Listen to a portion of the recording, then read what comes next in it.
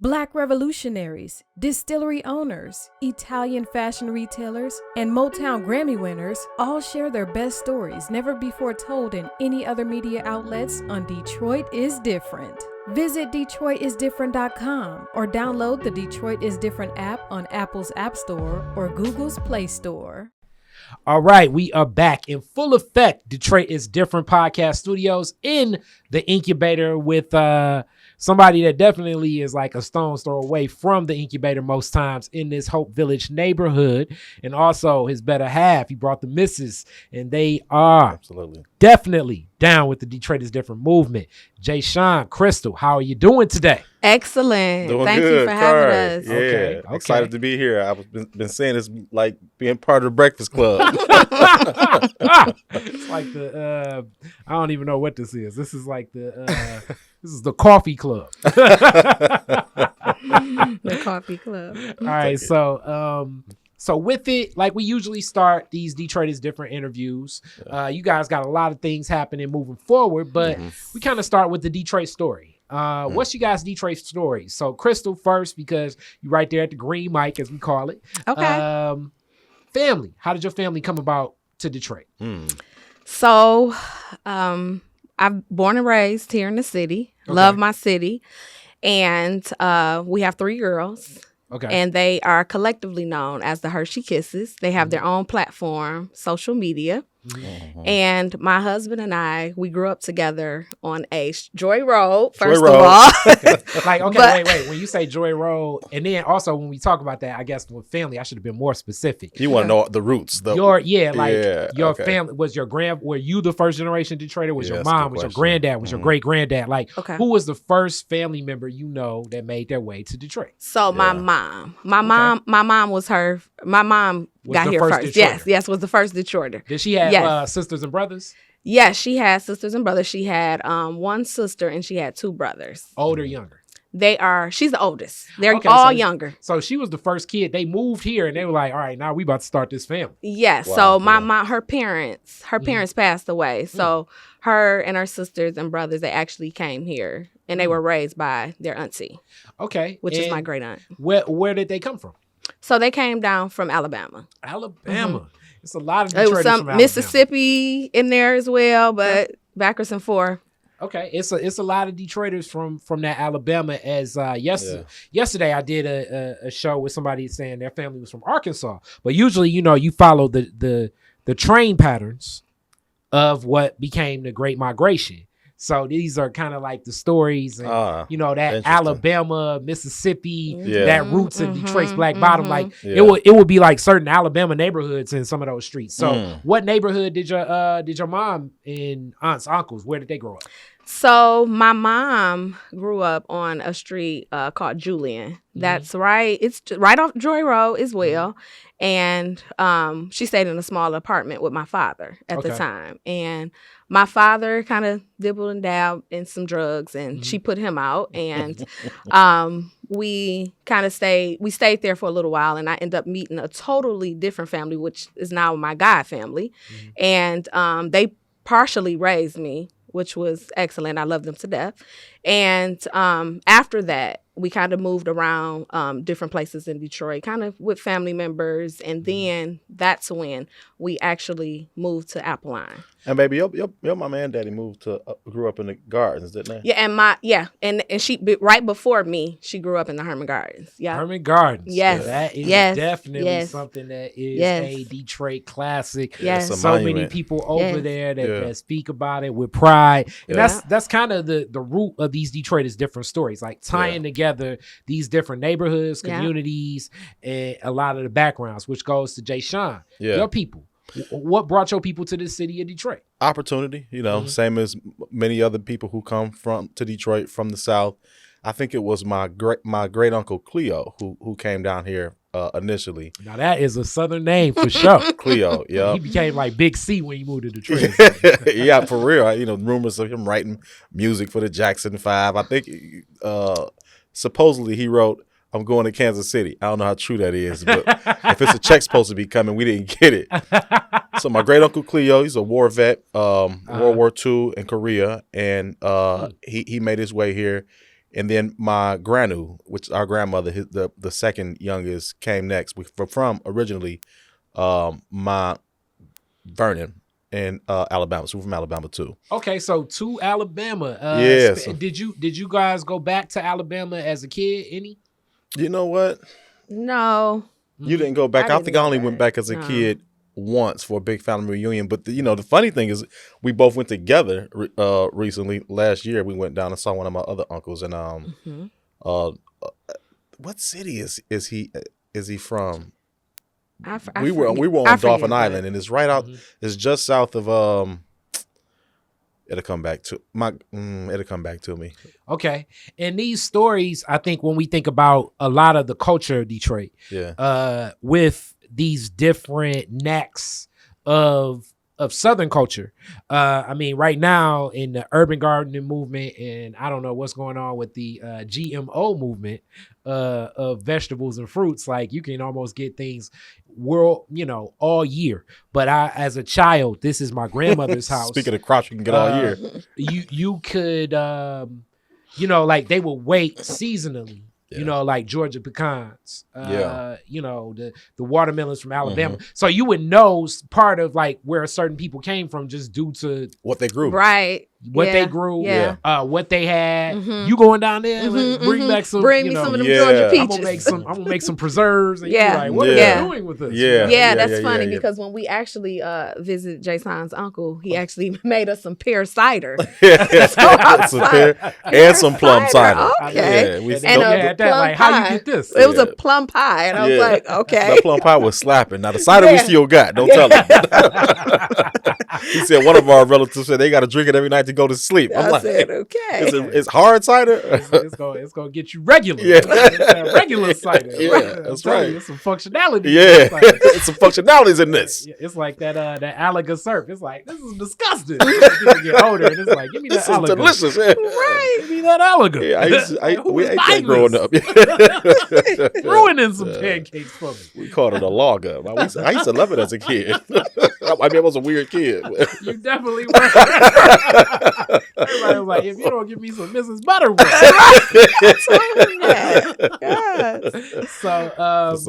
So with it, Jasahn, as that goes on, like neighborhood, you said Joy Road. So like when I think Joy Road, like it stretches because a lot of people. That's an important point to make. We ain't exit 9, we the other side. That's what a lot of people because since KDZ album, shout out KDZ, he's kind of connected to the people. Every time people think Joy Road, they think exit 9. They think, and whereas Joy Road really picks up, like it breaks from Claremont over like right around Linwood in that area. So what part of Joy Road?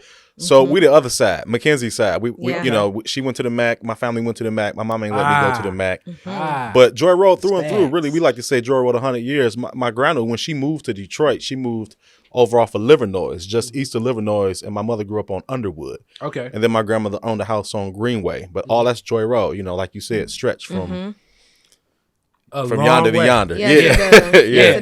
So definitely, like when people say off Joy, they think exit 9, but Joy, and then like the way that neighborhood is of like, it's like a lot of communities, but like definitely a lot of young people were in that Mackenzie neighborhood in I would say like in the 90s and even the 2000s. It was a lot of kids over there. That was us. Yeah, that was us. And even in our neighborhood, just in that small sect, nuances in it. We think of people think of Joy Road, they think of maybe us, but across Joy Road, we called that the good side. The good side across tire, like right across Joy Road. Joy Road Retirement. Yeah, that was Benny Napoleon's hood. When we was running around in the stuff, we were scared to go on that side. Yeah, we was like, you don't drive over there. Yeah, he was Chief of D's at the time. Yeah. And that's where the nice houses were, and so it's still, we call it the good side. That's the suburb. It's like the suburb side of Joy Road. We was from like the other side of Joy Road, but like a lot of nuances on that. And that neighborhood also had like the go-kart track. Yeah, the ice cream shop. Like it's certain like kids things that are like like in the hood, black owned things Yeah. that Yeah. just, It's you know, sprouting stay out. Mhm. in their staples. Yeah. Mhm. You know, what was it like being a kid in that neighborhood with so many other kids? Like the connecting, and did you recognize that some children don't even have that type of experience? Like, when did you recognize that certain children don't have the experience of knowing, like, you know, I kind of have a social circle of maybe about 50 people. Yeah. You know, that's funny because I did hear you mention Claremont. Mhm. So I did stay on Claremont as well growing up as a child. So like I said, we kind of moved, you know, kind of little everywhere. Our roots deep. Yes. But by the time I actually moved on Appeline, and it was just a new beginning for That's me. when history was starting. Absolutely. She married this man right here. It was amazing. There's a couple questions in there. I mean, like, you wanted to know what's it like growing up on a street like that with, you know, just a buzz with families and young people, children. Yeah.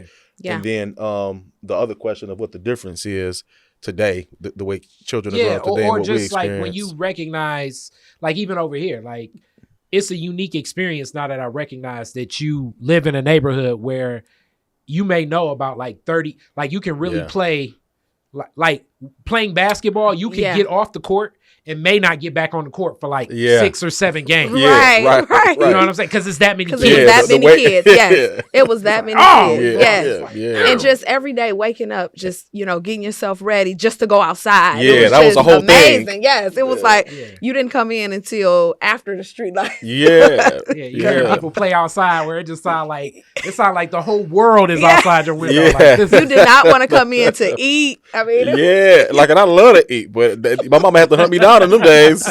Not my wife. I'm coming right when she called me, but so when did you all recognize like that is a unique experience to Yeah. be in a neighborhood with so many other young people and develop what I feel like, you know, people say like, you know, soft skills or social skills. Like when people say sometimes to me, like, man, you work well with people, but I'm like, man, I've been kind of doing this. I had to think back like for a long time. Cause like even trips to the corner store would be like, okay, I know, you know, he ain't got enough money for chips. So the minute that we go in here and somebody else buy chips, he either gonna, you know, steal he or he gonna be short. yeah, or, you know, and we Somebody gonna have to get help kicked out. out the Yeah. store and nobody gonna come, you know, the ice cream Right. truck Yeah, come, yeah. we better all get popsicles because Right. he ain't got no money, you know what I'm Yeah, saying? And we for splitting sure. them. Yeah. You know Yeah, what I'm saying? So you're right. like, when did you all recognize that that's a unique thing to have at a young age? Like just to socially be dealing with so many people. Yeah. So the question of when is I guess I should back up a little bit. So we grew up on the same block. We a very close knit block. You know, a lot of families, a lot of families, and it was amazing. And you know, also being a boy in a setting like that, I got into some trouble trying to find myself, and I eventually found my way out of trouble. And when I did find my way out of trouble, I realized how disconnected everything was, how disconnected everybody was. And at this point, I'm about 30 years old. Now I'm still, we maintain relationships with everybody, all the families that we grew up with. We had a pretty big wedding. Our wedding party, you know, on both sides were people that we grew up with and their spouses. There were 15, you know, people on each side. And those are the only folks those are the folks who were in relationships or marriages. I mean, you know, there are a lot more family members that we're connected to from childhood that were, you know, just there in support. And, you know, we maintain that closeness. But when I made it back home, I realized how few people have that kind of closeness and connectedness. And, you know, when we bought a house recently off of Schoolcraft, you know, looking at the way, so one of the first things that I and 2 of my daughters did was go door to door and introduce our family to everybody on the block. That's deep. But in doing that, we realized that the other folks on the block hadn't known each other yet. Yeah, And so, I know. you know, and moving on to that block, we connected everybody on that block. And, you know, now that when newcomers come onto the block, we welcome them too with gift baskets and, you know, everybody's connected. Yeah, I know But they were like, what in the suburbs are you doing? Yeah, over here? what in the? So, I mean, that kind of like that experience brings us back to the reflection that like the way we grew up is really unique. I mean, this is the answer to your question. Like, it's nothing like when we grew up, and I think it's less about you know, us, our uniqueness as, you know, as a couple and as individuals, and more about the uniqueness of the times. The times have changed. Yeah. People aren't staying put very long like they used to. And there aren't community schools to glue people together. You used to go to the same elementary school with people, same middle school with people, and then the same high school with people, and y'all were connected for life. And now we look back, and a lot of our history has been erased. Schools are disappearing, and it's like your childhood never even happened. Yeah. And you can speak a little bit more on that, because as we call it, like, I guess the academic term would be the transient neighbor. Yeah. And I do feel that, you know, like, my neighborhood does have that. Like, people that are like, yeah, I'm here now, but I don't know how long I'm going to be here. Exactly. You know, I may be here for a year or not.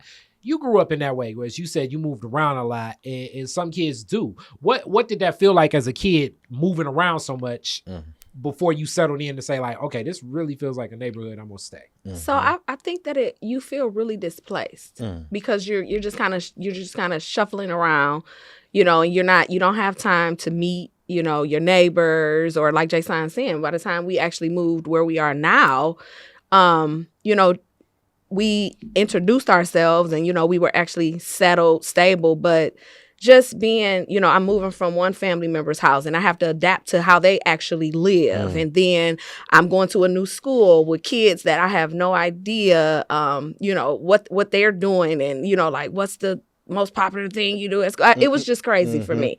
So I would say literally just feeling like I'm getting thrown kind of to and fro. Tossed around. So with that, and that's an experience that I don't know so much about, but just from a young perspective, was that like, did you tie more into like your imagination, creativity, lean more closer into family? Like, what was the crutch you had as a child to like keep your expression and you in, like, knowing that, all right, next month we may be in a new spot, but I'm gonna keep this? Yeah. So, you know, that's funny because I actually went to my aunt and I told her that I need to return to the school that I actually was at for a few years. And that was McMichael, right?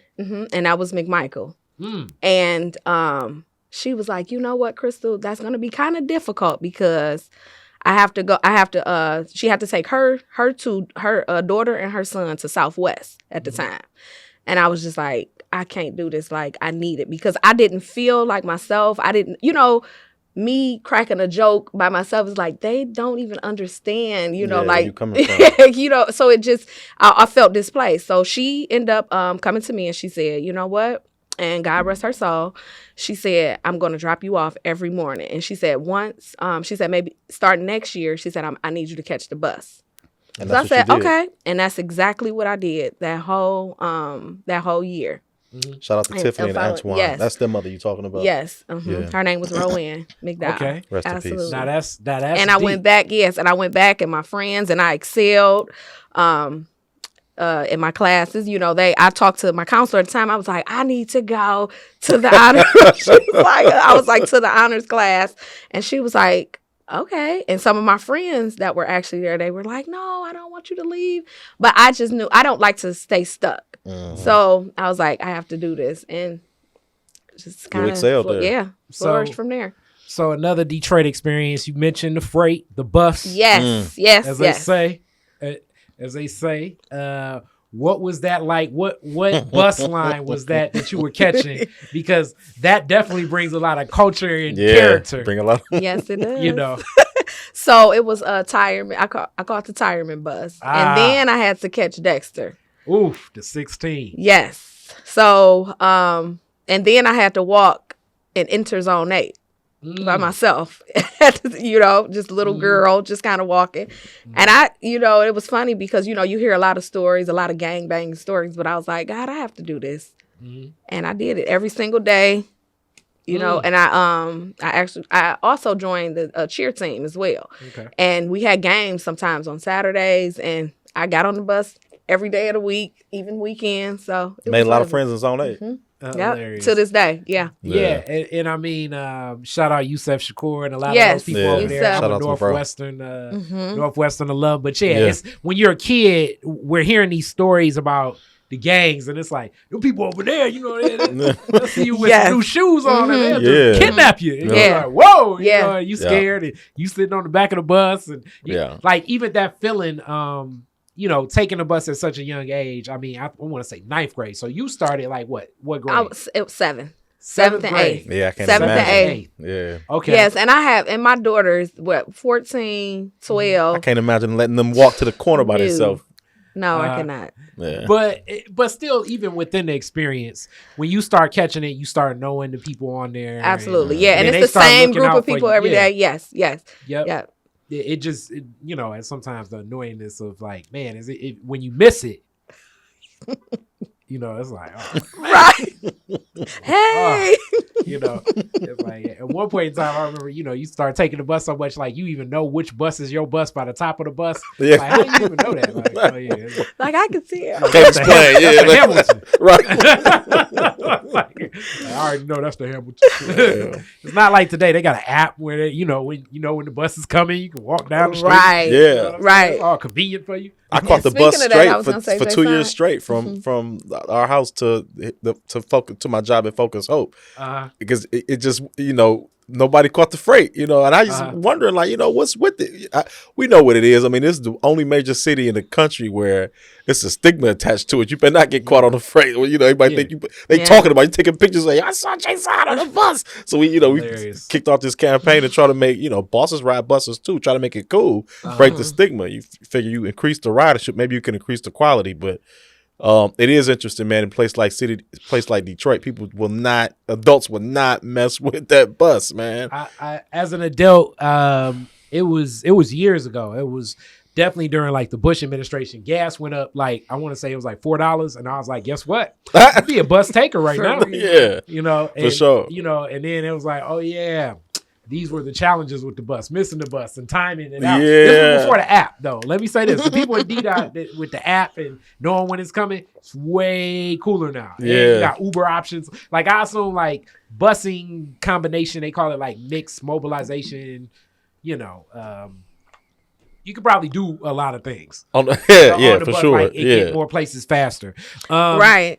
Within that same story, I guess that goes into McKenzie. You ended up going to McKenzie. Yes. What was McKenzie like? McKenzie no longer is there as a high school. Right. The grounds now have transitioned to a junior high, and I want to say elementary. Well, elementary, yeah. Elementary, but, okay. Which is right there on Wyoming. Like right at the end of Wyoming and Chicago. So it's not on the actual. The ground. It's the grounds, but not where the building was. Right. It's farther back. Seems like. So yeah. How did you like McKenzie? What was it like? McKenzie's one of those, classic Detroit schools. Yes. So McKenzie, I love McKenzie. And so let me start here. So Jasahn and I, as kids, we kind of dated for a summer, but he actually summer. I messed that up. I messed that up. A summer relationship as a teenager, that's like 10 years of commitment as an adult. Yeah, and my mother put me on punishment for that entire summer. She ruined my life. And this is a segue for you talking about boyfriends and McKenzie. I want to step out. Hilarious. Okay. I want to hear it. You're like, I was with Ricky Harris. That is not Shout where out I'm Ricky going. And Cal Wu. Like, I love McKenzie. Ricky, yeah. Talking about how much she loved McKenzie, and I wasn't there. No. So after Jasahn actually, went on punishment, his twin. That was my first bit. His twin, Johanna. So we became really tight. That's my brother. We have a joke that Jasahn has been married into our family. So yeah, it's messed up. I'm like, I'm the one who brought us all together.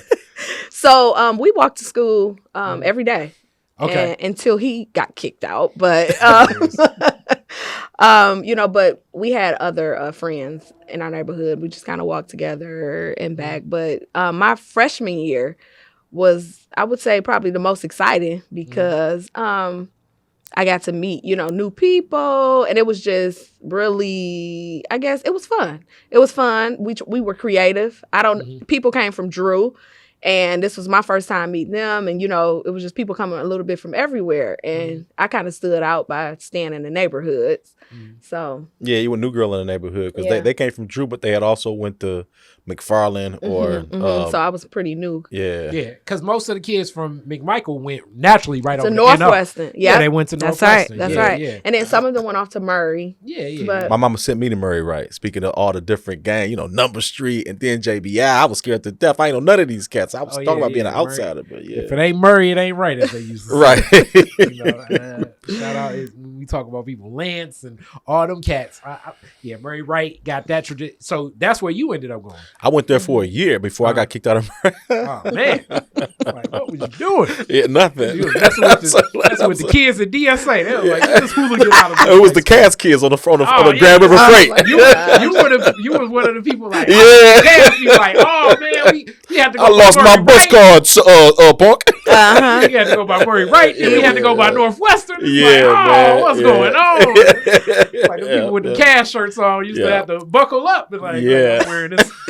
Wear my jacket today. All right, for all my CT people, I know they about to be like, I love my Cass Tech people. But y'all know if y'all took the Dexter or the Grand River people from you were passing Murray Wright. Yeah, you were passing Northwestern. It was a tough go. I mean, to be telling you, Cass Tech people ain't hold us up though. We thought they was just a bunch of nerds, but come to find out, man, they can hold their own. Yeah, it's like we need your bus card. No, you don't. It's like, you right. now these are all the shenanigans that happen on the back of the bus. Yeah, exactly. You want to avoid any danger as a child. Sit behind the bus driver. Sit as close to the front as you possibly can. Absolutely. You will avoid all of it. But if you want to be cool, then you make your better way be brave. Yeah, it went down. So you went over to Murray. Where did you end up graduating from? Yeah, that's another piece. So my mother wanted me to go to a military academy that was new in the Herman Gardens called Charles C. Rogers, but they had requirements. You had to be 14 in the 9th grade, and my birthday is late, so I was late. So I was 13 going to the 9th grade, so I couldn't go. She sent me to Murray instead because they had a 4-day ROTC program, naval ROTC. But when I got kicked out, I got kicked out of all Detroit public schools. But when she in those days they would make you go meet with members of the board, and we did that. And she was like, "Well, I want him to go to Charles C. Rogers," so I went to Charles C. Rogers Military Academy for 2 years, though, actually, because I got in trouble from there and ended up finishing my high school requirements in Vassar, Michigan, which is a little north of Saginaw, at a place called Pioneer Work and Learn Center. This is through Wolverine Human Services. You was like Bishop as a kid. The funny thing, man, I was like the kid, I didn't want no trouble, but I'm a twin brother, and my twin is actually the evil twin. And and he, athletic and confident, and I was quiet and mostly thoughtful and reflective, but that it wasn't gonna bold. So I had to step out there, and I was the one who always got caught. I'm sure it will be revisionist history for the teacher and administrators. No, they ain't gonna cap. They gonna let you know, like, that one. It was surprising that Jasahn kept getting in trouble, but that twin brother he never really got in serious trouble. My mother said it, like, you're the voice of reason, but nothing you do, you gonna get caught. And so I always did. And my trouble at Murray Wright, a lot of the stuff that I got in trouble for, I didn't even do, and that's how crazy it got. Trying so bad to fit in with what was going on around me, man. I developed a reputation, and I would get suspended for something I had no idea even happened. It was wild, but birds of a feather. Yeah, yep. And so with that definitely goes into a lot of what has been talked about, like Jawaza Kenjufu, even Dr. Umar Johnson, and so many people talking about black boys and energy and like how schools engage with black boys. I know even me personally, I always felt like, man, school is for girls. Yeah. It just never felt like everything. It felt like everything my natural inclinations, it's instincts, like everything. Sit down, be quiet. Yeah. You can't do this. You can't do that. And then you ask, like, what I want to do is flip over this chair. Yeah, exactly. So it's like, I can't do nothing. I can't, like, I can't get the wall. Like, what kind of place is this? And even more studying, like, the as they say, the school to prison pipeline. Absolutely. And the administrative, just that whole world of disciplining. You know, it just, you know, you sitting in the counselor's office like you serving time, like you say. It's like, damn, you know what I'm saying? I'm in here like can't even sit through a whole class. Get out, Frazier, get out. You know, and you're like, oh, here we go. Yeah. You know, what do you think that was for you? Like what was it that during that time? Because I know your mom had to have been like, what is going on here? Yeah. You know what I'm saying? Like, what was it like for you as you were experiencing that? Because many of us have experienced that as Black men. You know, what was that like for you? How did you process that, especially as you look back at it now? Yeah, it was difficult to process at the time. You know, obviously, I thought that as a young child who just couldn't make it work for himself, I assumed that something was wrong with me. You know, as I reflect on it now as a grown man, and, you know, raising children of my own. And it's interesting because it's not even just boys. Our 5-year-old is, my wife said it's like, right. So, she has to touch stuff, move around. You know, she's the one who's doing flips and eating upside down on the couch and, you know, like doing all of that stuff. I think as I reflect on my school experience, I realized that we're attempting to mass produce humans. And, you know, it's like putting them on a conveyor belt. And, you know, we track, tests, certify or reject these students. Like, I think it was Grace Boggs who wrote it like this, like parts on an assembly line. And for me, I was extremely introverted. And, you know, I spent a lot of time daydreaming, really creative. I didn't know that's what it was at the time. And I built a world inside my head. I couldn't wait to just put my head down and, you know, go out on a date with this girl I had invented. Her name was Patrice. God bless me to marry a woman whose middle name was Patrice. I told her, you're the woman I created. I dreamed about you. Hilarious. But, you know, I would spend all my time in my head, man, you know, just writing out this. And I'm telling you hours, Kari, that I could, and this is what I did in school. Why? Because I could get away with doing that because they were mass producing so many other students. And as a result, you know, elementary school, middle school, I'm getting horrible grades. It's not because I was acting out in class at that time, because I wasn't. I was just daydreaming. And then, you know, moving, but also didn't make a lot of friends. I didn't stand out. You know, you have to stand out and be competitive in an environment like that with so many other young people. And that wasn't who I was. It wasn't into high school that I kind of snapped out of it and thought I need to be able to fit in more, and, you know, became disruptive and, you know, doing things that would get me attention with my peers, and, you know, kind of grew into my swag, realized that maybe I was better looking than what I had given myself credit, start getting along with the girls, and, you know, but it was still a growth journey for me, I'll say, trying to figure out how to make that work, because now I'm on the opposite side of dysfunction in this system that tries to get us to fit one mode. On the one end, I'm not participating. On the other hand, I'm being disruptive. And it wasn't until later in high school that I really learned how to make all my gifts work to get me through this really oppressive process of education. So it's unique, as you talked about, like sometimes the daydreaming and checking out.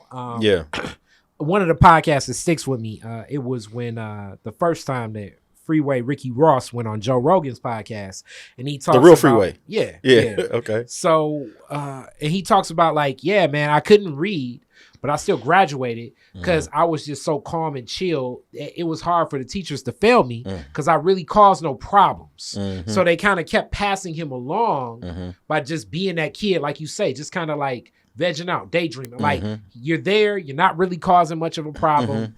You're showing up.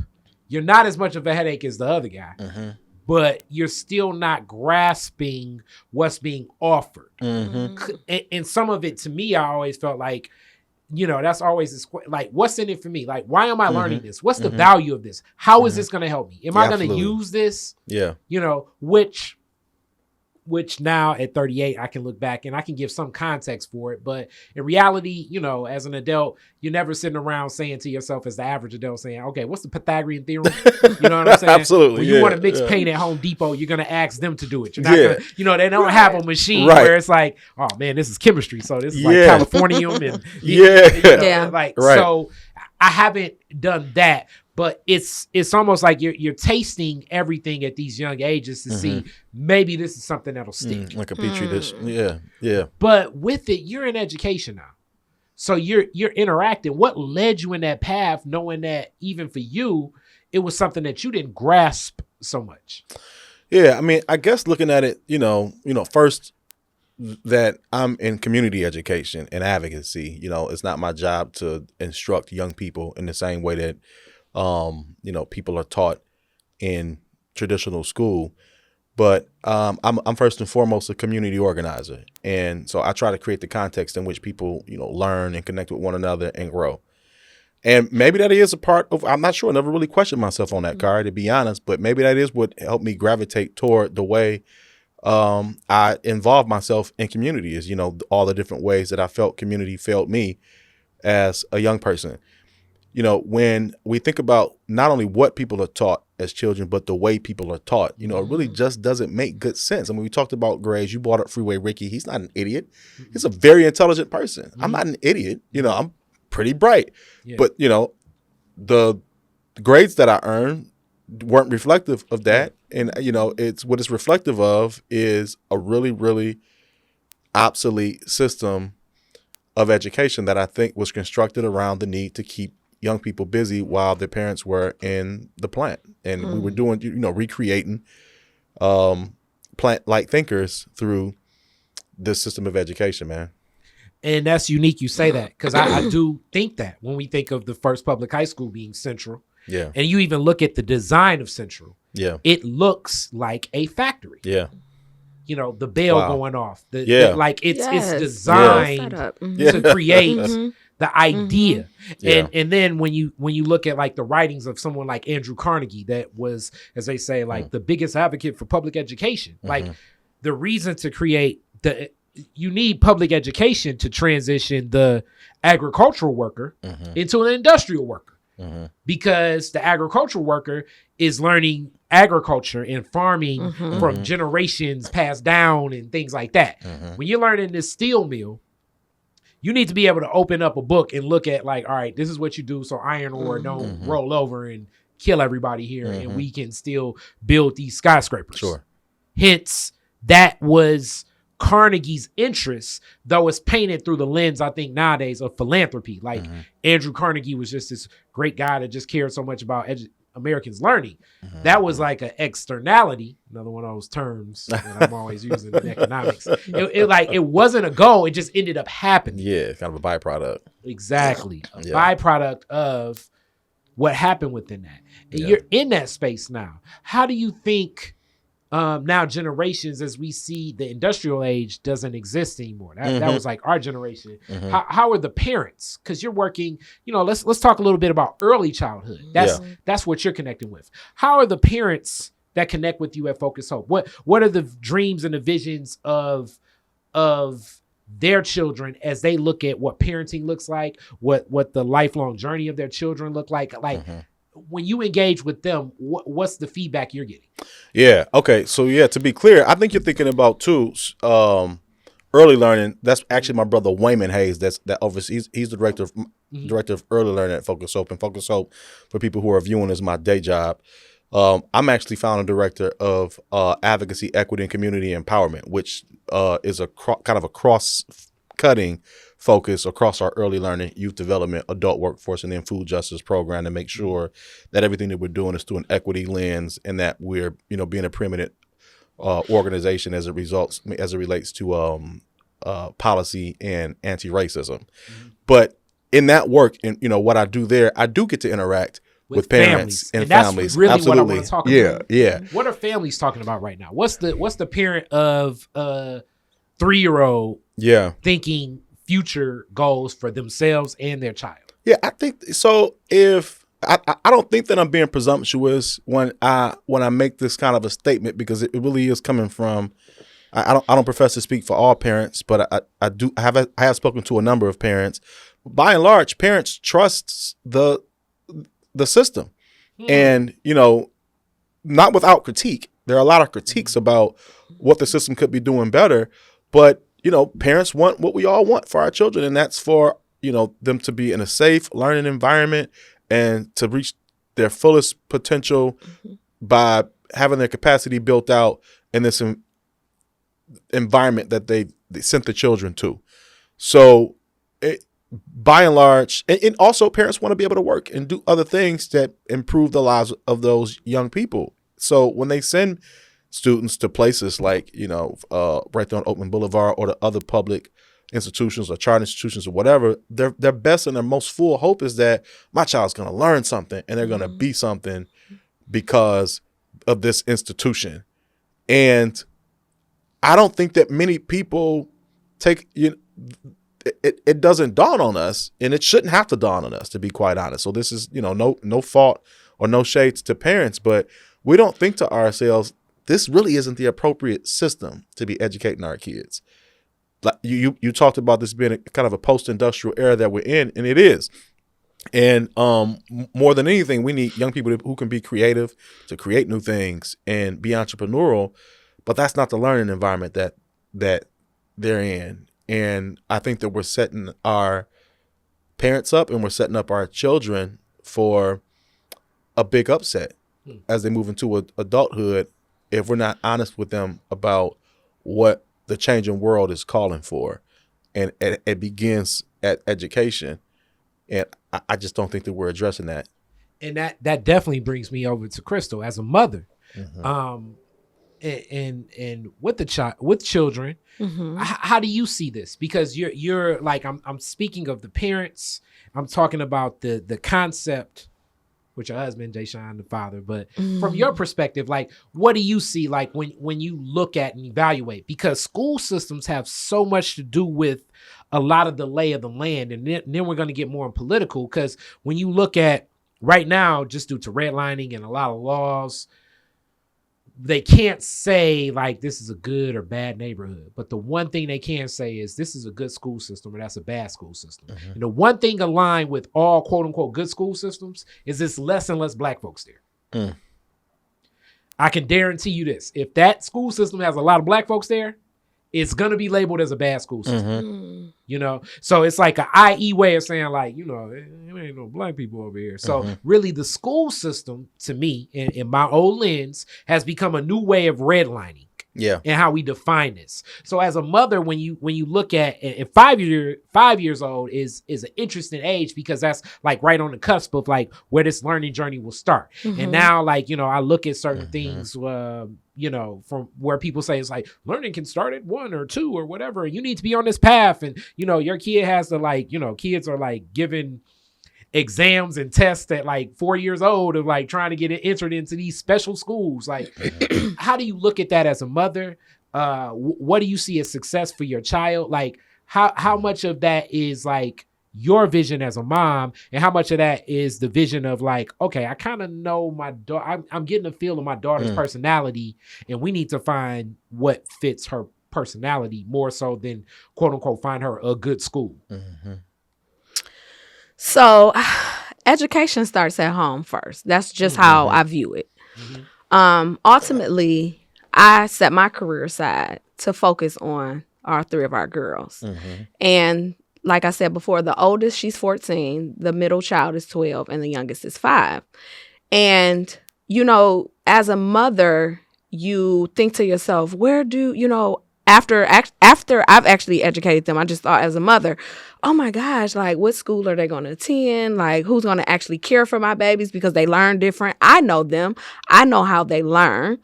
But I didn't feel that the education system could actually grasp that. So focusing on the girls and actually being at home with them, I made sure that every morning I give them confident talk points in the morning so that they can know that they're the best thing since sliced bread, really.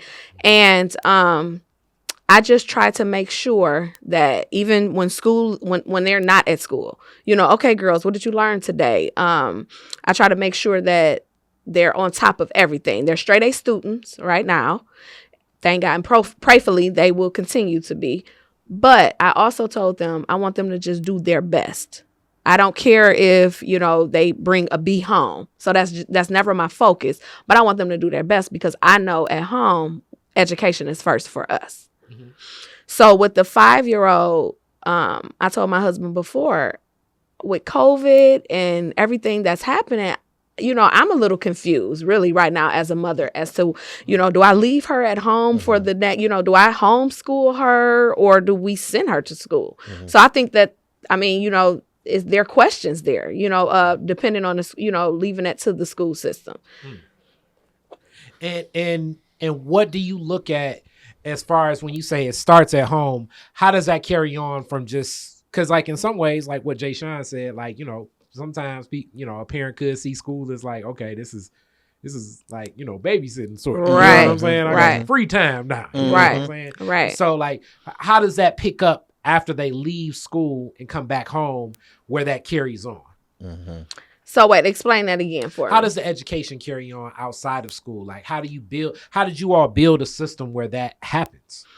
So I would say from early morning with Karis, just actually laying it out That's for our her. oldest child. Yeah, that's our oldest, sorry. And just kind of laying that out as far as what we expect from her, regardless of how others are learning or behaving in school with her, and just knowing where she actually comes from and expecting her to actually do that job and coming back home and checking in with her, spending time with all three of them, actually just making sure that they're understanding what it is to be home versus school. Two quick examples on that I would say are once when we were camping and we were, I don't know where we were, somewhere maybe in Upper Michigan, and our middle baby, Katie, I'll shout our babies out, was working on an essay. Remember this assignment, lady? Yes. And checking on everybody's homework and assignments and stuff. This is during COVID, so we're remote learning already, emergency learning anyway.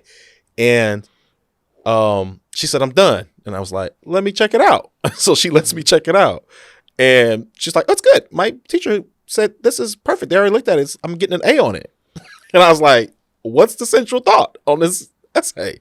What I asked her, how do you construct an essay?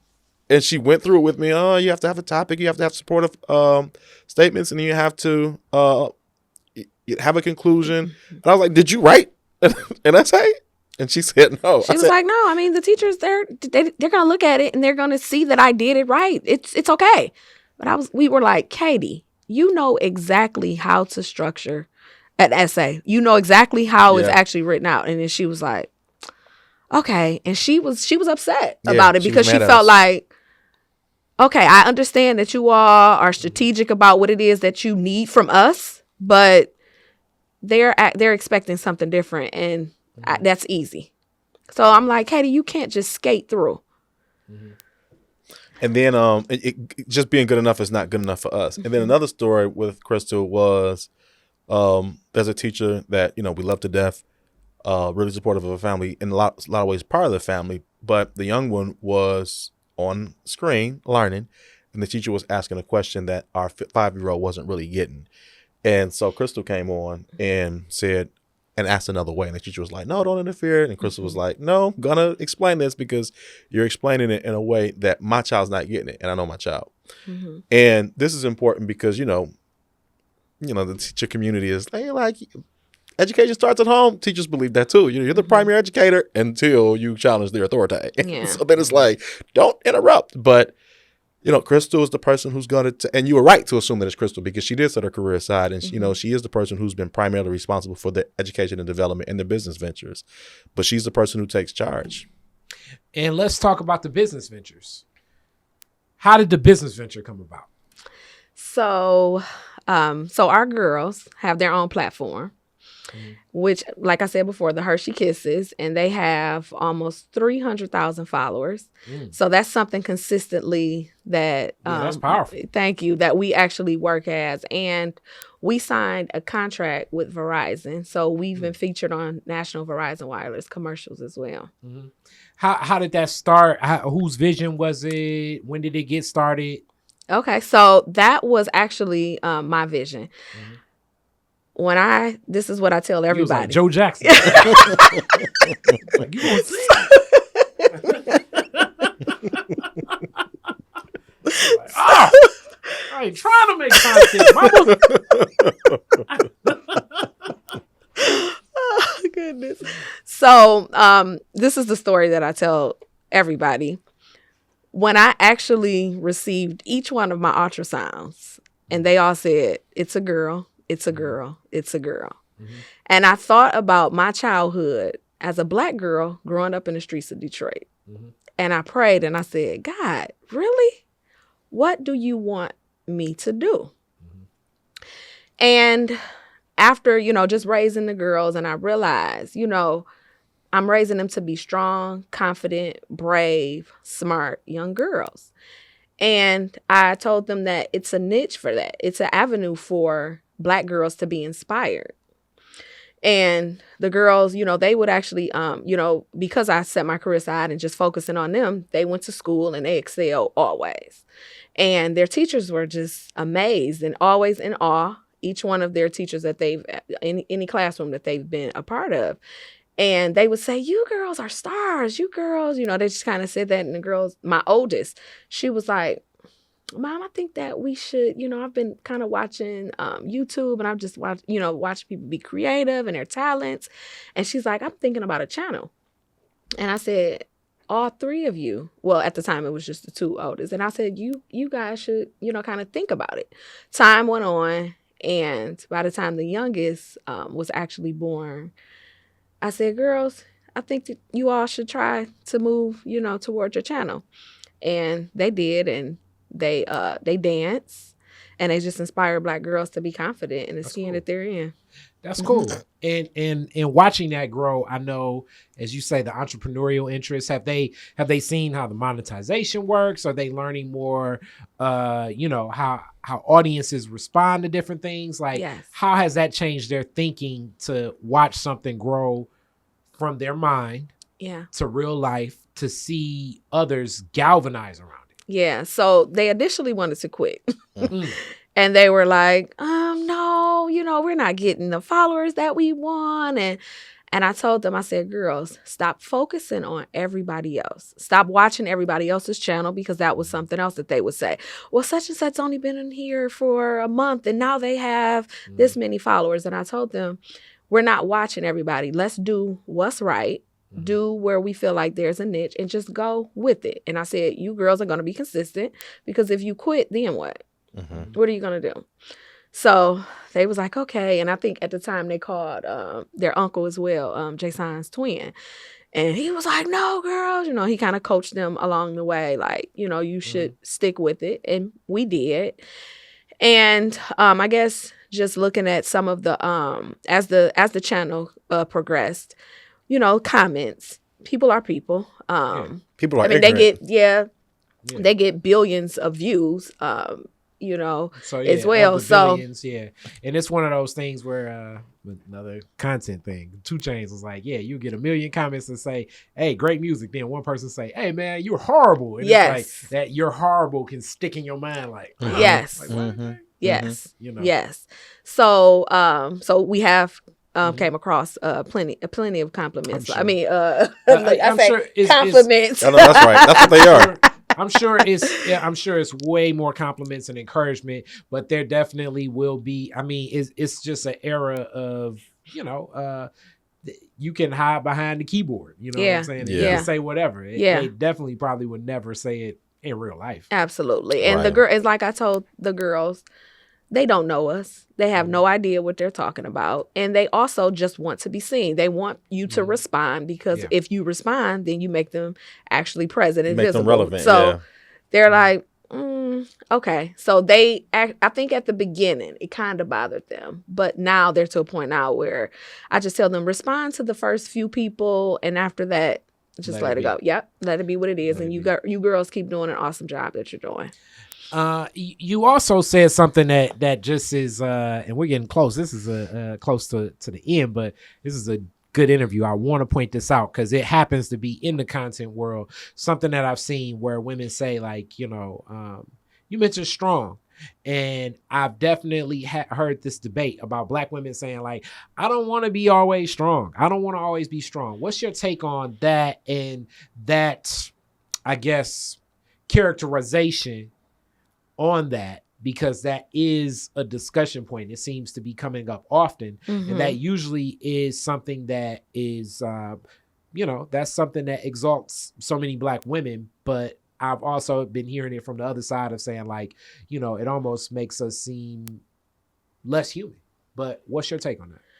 So, being strong, first off, for me, is just being able to hold your own, regardless of how the world looks at you or regardless of what others say about you. But like you said, sometimes you don't want to feel strong all the time. You just want to, relax and not be so, I guess, not necessarily arrogant, but just kind of out there to prove yourself to others. Sometimes you just want to feel like I am who I am. Let me be. Mm-hmm. Okay. That's all fair. Like I think you stuck the landing on that. Like, I mean, I know that's a big discussion point. Yeah. So now you all are looking to expand what's in the community and run for office. What was the inspiration, Jasahn? You're looking to run for mayor. Many duties connected to mayor of the city of Detroit. What was the catalyst to say, okay, I'm going to do this, and along with that catalyst, what was the reception like? Obviously, you all have to have that conversation together. Like, what was the, you had to pitch the missus first. You had to pitch the mister first. Like, what was that like? Just going through your mind of saying like, okay, I'm doing this. Yeah, it was crazy. I guess I can respond to you, and I'll just let Krystal, you can just chime in as you feel led. But this has been an incredible journey, Kari, to say the least. Now, people who know me know that pursuing elected office is the furthest thing that I ever dreamed of for myself. And, it's not the first time somebody, urged me to go. But, I think that, in our community, people see you in front of people. They see you have abilities or whatever. And, first thing we think is, you should be a preacher or you should run for office. And, I've rejected both notions. Reverend Jasahn. Yeah. So, I'm a community organizer, so I like to be behind the scenes. I've gotten a lot of people elected. And, I prefer being in the nonprofit sector. And so this time around, people, same thing, you should consider running for office. And then, of course, later we got wind that people had started collecting signatures, not only on my behalf, but also on Krystal's behalf. And I don't think she knew yet, because she came into our room at one point and said, "Baby, I think that you should run for mayor." And I said, "Baby, get out our room. Go on somewhere." And but when she says things, they become real to me. Oftentimes, they're not real until she says them. A lot of things that have happened in our life is because she spoke a word. And when she speaks a word to me, it takes root. So I did think about it. And really what I thought about, with my lens of being pro-Black, anti-racism lens, racial equity lens, community organizer, movement builder lens, I thought about the potential for what a campaign with me as the candidate this time could do for people. And this was the ultimate selling point. I mean, it wasn't an easy selling point because I still deliberated over for a lot of months. And when I decided that I would accept people's urging, it wasn't until I had almost fully formulated in my mind what the goals of a campaign would be. Now, obviously, the primary goal of the campaign is to secure the job. I'm interviewing for a job to be mayor of the city of Detroit, and I'm interviewing for that job because I want there to be a race equity informed, resident driven, clean, safe, prosperous neighborhoods agenda. And if I get the job, then that's what I'm going to do. But I'm also an outsider, and the odds of me winning the job, are against me. Now, certainly it's possible. Otherwise, we wouldn't be doing it. But they're against me. So I had to ask myself, what else do I want to accomplish, through this race? And Krystal and I are running as a slate. And so, these are things we talked about and developed these goals together. But the second goal, I mentioned the first was to pursue a clean, safe, and prosperous neighborhoods agenda. But the second goal is to elevate the voices of people who are least heard, people who are oppressed and ignored by the political process, politics as usual.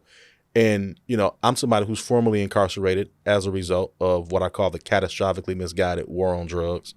I also like to admit that the war on drugs is not all that was misguided. We talked about what my missteps and my mistakes were. But I understand the lasting impacts that bad policy can have on good people. I think that I'm a good person. But even if that's questionable, they also have lasting impacts on good community. And, between that understanding and my understanding of the temptations and pitfalls with which young people are faced, I thought that me being in a race could do something to elevate people's voices. Yeah. And then the third goal that we discussed was and is to create new inspiration for Black people and for brown people who deserve this inspiration, and especially young people, to step up and lead through the expertise of our lived experience. And we envision that this can be a national movement where people like us, my wife, who set aside her career to focus on our daughters, the audacity to step forward and say, I'm qualified to be a city councilwoman. Why? Because I know how to run a house. I know how to manage business, and I know what's good for community because I live in community. Myself, as somebody who's formerly incarcerated, never thought about stepping foot into a, elected office.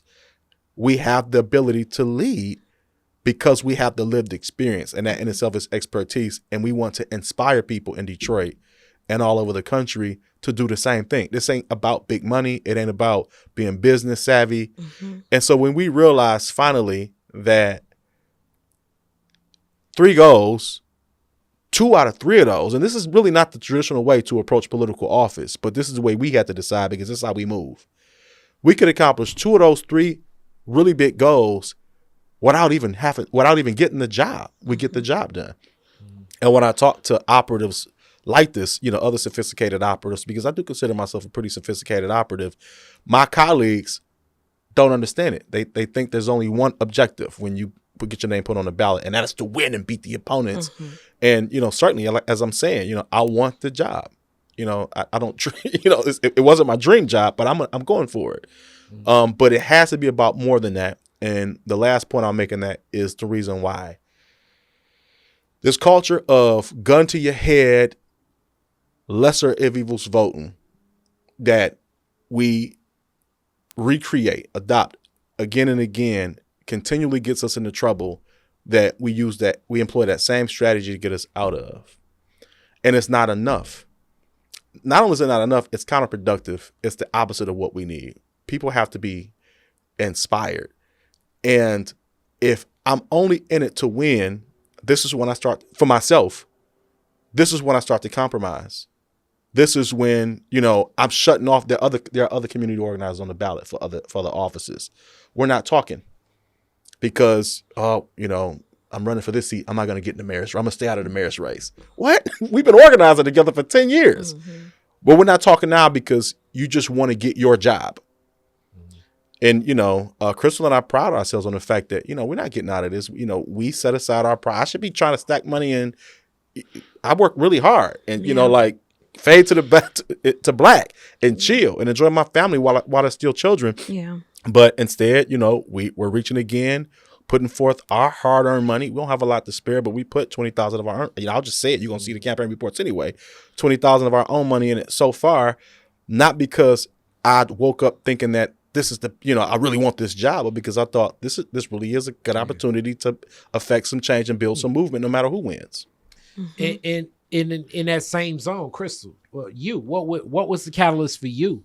As that's definitely understood of your initiative, Jasahn. What was the catalyst for you? How did that conversation go when you all were talking as a couple? As friends, as supporters of one another, when you made this, I'm gonna do this. So, yeah. So initially, when it was brought to me, I said no, because I said I'm not this politician that make promises and then you don't keep them, and I was like, that's not me. If I go in for something like this is what this is what it's going to be. I'm going to actually lift up people's, voices that are being ignored. This is what I'm going for. So I said, Jasahn, but I don't know if people, want to actually, politicians sometimes, like I said, make promises. And I'm like, I don't know if, I just had a whole lot of thoughts, really. And, but I thought about it and I said, you know what? I prayed and I said, I can give my perspective as a mother, as a wife, raising 3 beautiful Black brilliant girls in the city, and knowing that I have issues here. And I know that I'm not the only one.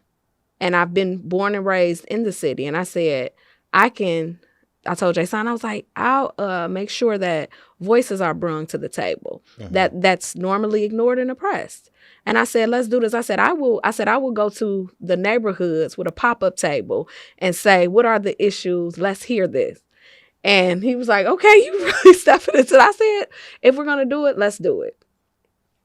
So that was much so my conversation. Okay. All right. And with that, we in overtime, but we always It's been ask fun. these It's been questions. fun. Yes. Classic Detroit is different questions. I'm on you right now, Krystal, so we're going to stay there. Okay. Your very first car, year, make, and model, and what year did you get it?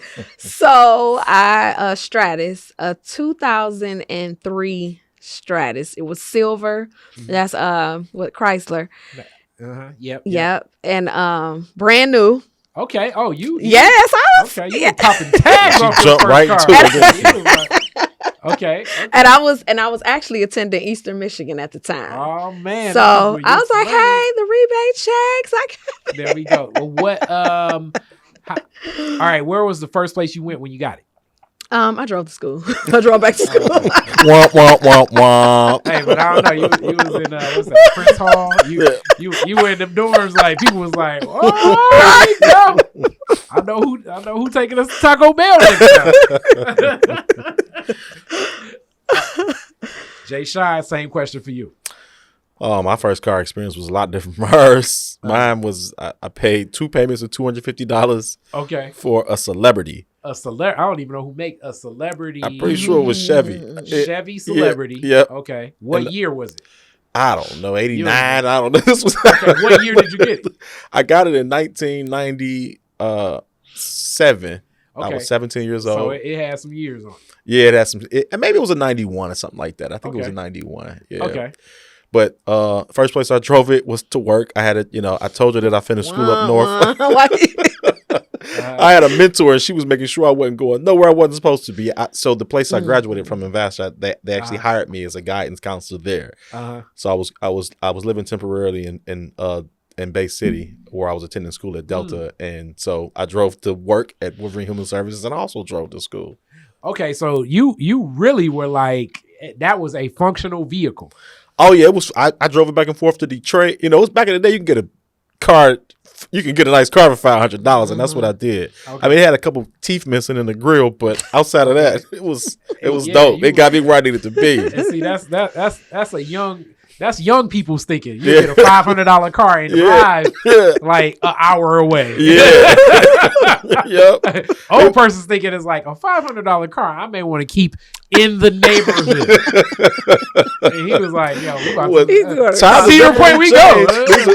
But these people were looking after me, so it was great. The car was in tip top shape. Okay. It was I drove it back and forth to Detroit all the time. Pull up with my twin brother. We're two fellas. I had a car.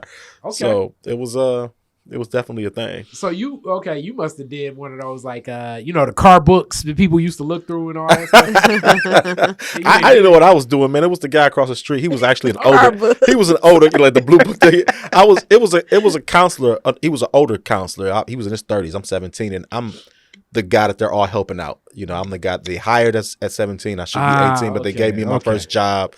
And he happened to live across the street from me, and they were talking to the clinical director, and he was like, he needs a car, and he was like, I've got a car, and when he gets his first check, he can give me $250, and when he gets his next check, he can give me another $250. So it was more of a solid. So he probably should have charged you way more for it. Yeah, he probably could have got $2,000 or $3,000 for it as I think think about it, but he looked out just on the goodwill. It probably came back to him. Probably in like I hope it God did. knows what car right now. I hope he driving something. Yeah, or Bugattis. Yep. Airplane, jet. I know he got a PJ. He got the private jet from gifting that young man. I hope he did. Better than Mother Waddles. It's like I know I helped him. He did. So next, Detroit is different. Classic question. You are the DJ. The fireworks are over. It's Woodward and Jefferson. What one song are you playing? Okay, so I'm a little bit different. I'm probably playing "Don't Stop." Okay. Don't stop. Which one? Journey. Just a city boy. Okay. Born and raised. Okay. I thought it was gonna be "Don't Stop Till You Get Enough." You went for real. And then what do we call it? Like That's like the bar closing. You're right. Like Detroit really What's the way no South? Yeah, like where you from for real, man? Like it's a South Detroit.